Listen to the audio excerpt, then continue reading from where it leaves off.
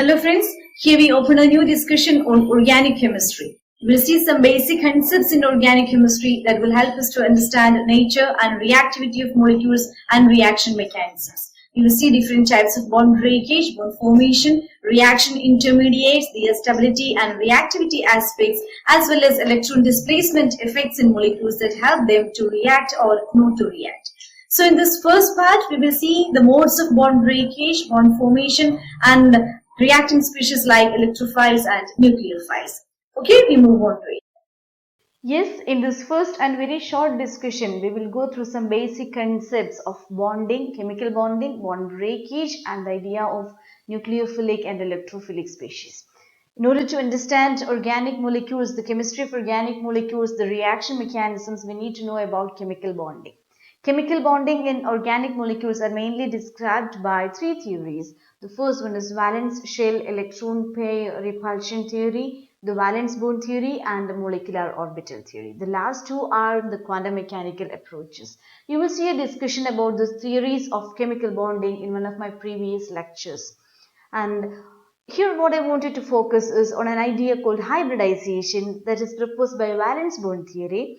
And hybridization is the intermixing of atomic orbitals so that the central atom is preparing itself to take part in chemical bonding.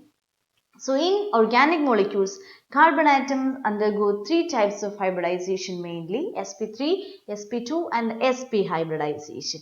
In sp3 hybridization, the hybrid orbitals now arrange along the corners of a tetrahedra. So you get tetrahedral structure will be the molecule, and ethane or any alkane is an example for these compounds having sp3 hybridization.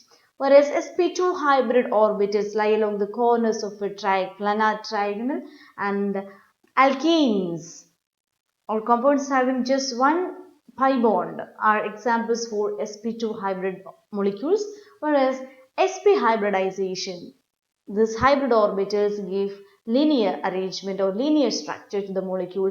Alkynes are example for that. We will just see these three kinds of hybridization very shortly.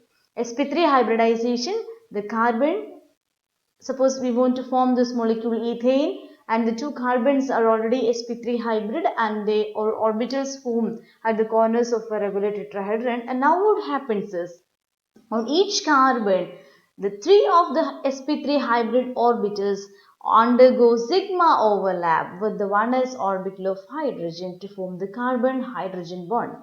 And now one each of the sp3 hybrid orbitals are free and they undergo axial overlapping again to get a new carbon-carbon sigma bond. That's how alkanes are formed, or carbon-carbon sigma bonds are formed in organic molecules. And now moving on to sp2 hybridization. These two carbons are already sp2 hybrid. So the hybrid orbitals are along the corners of a trigonal planar structure, and there is one unhybrid p orbital lying on both the carbons in the plane perpendicular to the planar structure, hybrid orbital structure. So again what happens is, the two orbitals on each carbon undergo sigma overlapping with the 1s orbital of hydrogen to get carbon-hydrogen bonds, and the remaining hybrid orbitals overlap each other, that the carbons between the carbons a sigma bond is formed.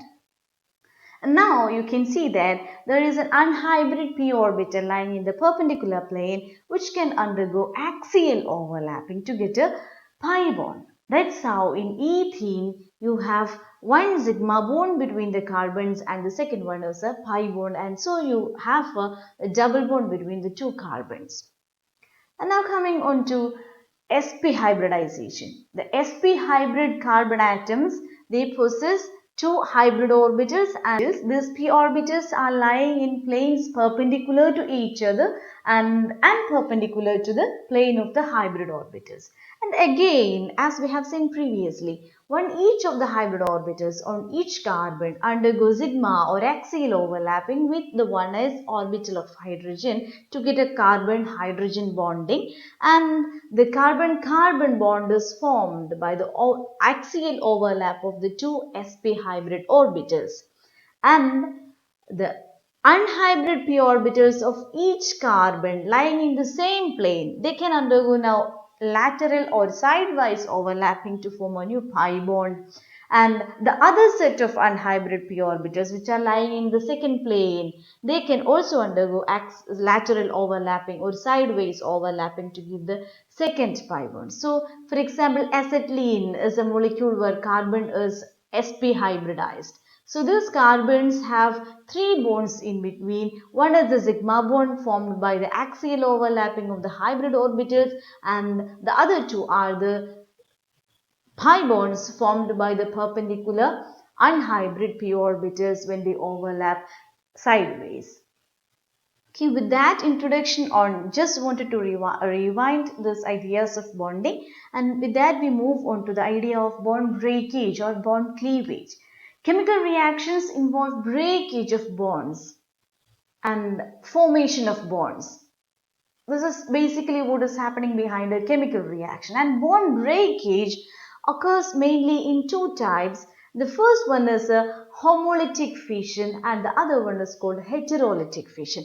Homolytic fission is a symmetric breakage of covalent bond. Like this, if you've got a molecule with bond between X and Y atoms, so they undergo symmetric breakage. The bonded electron pairs are after breakage distributed symmetrically to both the bonded atoms. So what you have in the end is you get free radicals as a product of homolytic fission. We will discuss the idea of free radicals later in one of the sessions.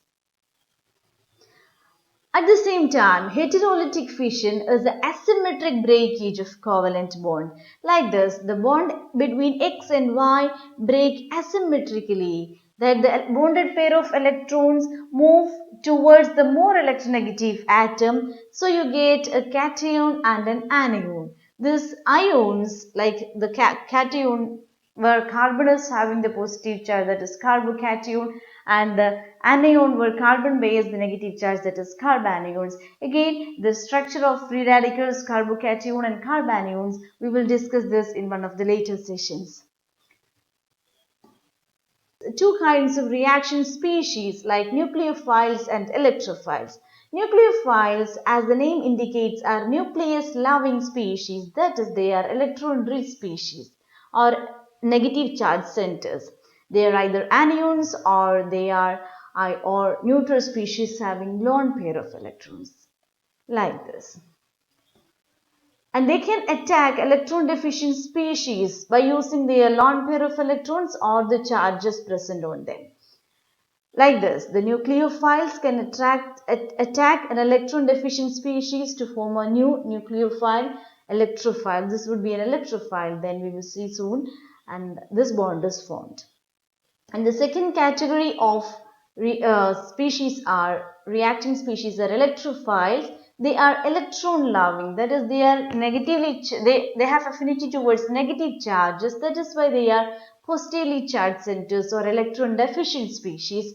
There are two types. Either they can be cations bearing clearly positive charges, or they can be electron deficient neutral species, like this.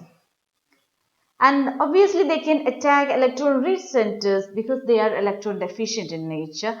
So they form, again, the electrophiles can attack nucleophiles to get the nucleophile electrophile bond. And with that we close this session, and in the next session we will see electron displacement effects and one of the important one, that is inductive effect. Until then, thank you.